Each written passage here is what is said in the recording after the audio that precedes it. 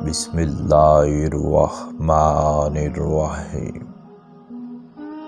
اللہ کے پاک نام سے شروع جو بڑا مہربان نہایت رحم والا ہے۔ حضرت امام علی علیہ السلام کا فرمان ہے کہ دین کا انتظام دو باتوں سے وابستہ ہے، ایک اپنی جان کے ساتھ انصاف کرنا اور دوسرا اپنے بھائیوں کی خبر گیری رکھنا ہے۔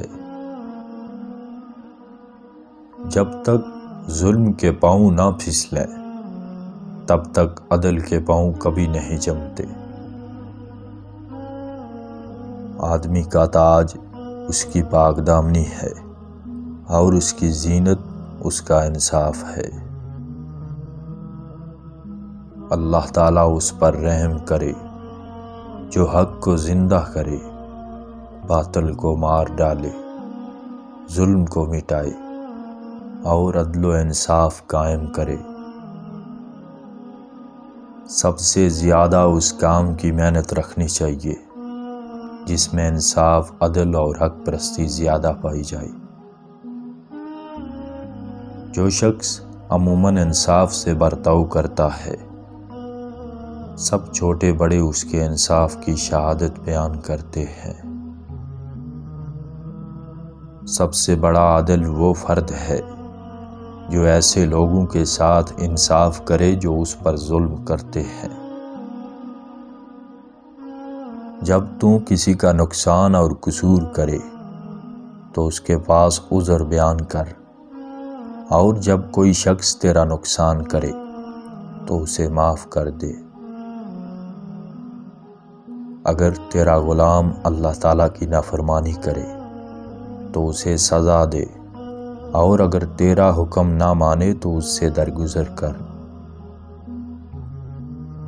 جو شخص کسی اپنے مجرم اور قصوروار کو سزا دیتا ہے تو اس میں کوئی کمال اور فضیلت نہیں، اور جو شخص کسی بے وقوف سے جھگڑتا ہے اس میں کوئی عقل نہیں ہے۔ مجرموں کے گناہوں سے درگزر کرنا دینداری کی صفت ہے۔ جو شخص تیرے ساتھ برا کرے تو اس کے ساتھ نیکی کر، اور جو تم پر زیادتی کرے اسے معاف کر دے۔ صاحب عقل لوگ تین باتوں سے ظاہر ہوتے ہیں: تحمل و بردباری، نیکوکاری اور لوگوں سے احسان اور ان کی اعانت کرنا۔ ان تین چیزوں میں آدمی کی عقل کا امتحان ہوتا ہے: مال، حکومت اور مصیبت۔ عقل مند اگر خاموش رہے تو قدرت الہی پر غور کرتا ہے، اور جب نگاہ اٹھا کر دیکھے تو عبرت حاصل کرتا ہے۔ عقل مند کو ادب سکھانے سے نصیحت ہو جاتی ہے، اور جانوروں کو مار پیٹ کے بغیر کبھی بھی عبرت حاصل نہیں ہوتی۔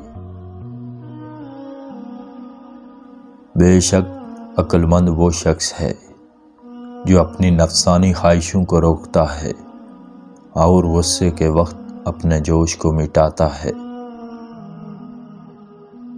عقل مند وہ ہیں جنہوں نے دنیا کو اپنا نہ سمجھا، اس کی زیب و زینت سے آنکھیں بند کر لیں اور اس سے اپنے دل اٹھا لیے، اور باقی رہنے والے گھر کے لیے دل میں لگن سے مصروفیت اختیار کی۔